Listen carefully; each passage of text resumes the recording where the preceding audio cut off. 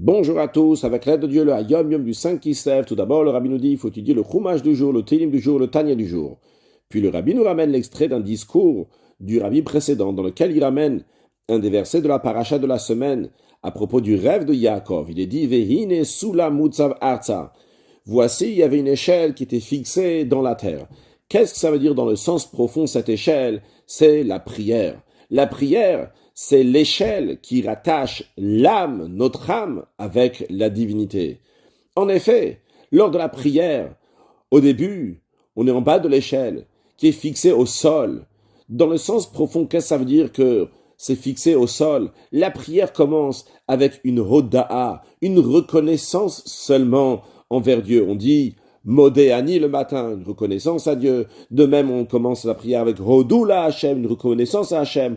La notion de reconnaissance, c'est-à-dire un accord qui est seulement superficiel, comme lorsque quelqu'un est en désaccord avec un autre, et il dit que quand même il reconnaît un certain point. Donc il y a ici une reconnaissance, mais c'est uniquement un lien superficiel qu'il y a avec Hachem. Donc on est encore en bas de l'échelle. L'échelle est encore fixée au sol. Mais, finalement, on arrive que vers Rosh Magia Shamaima.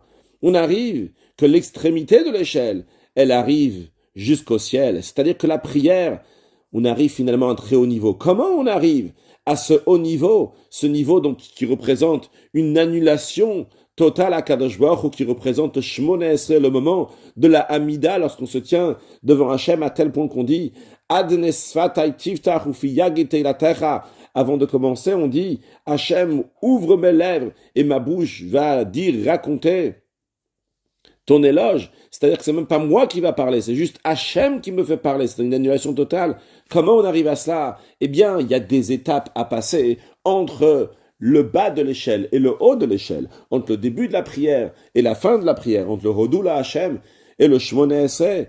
Ça vient lorsque tout d'abord il y a la compréhension dans les psuké des Zimra, donc c'est les versets qui sont liés entre Baruch She'amar et Ishtabar, ces psaumes qui sont dits.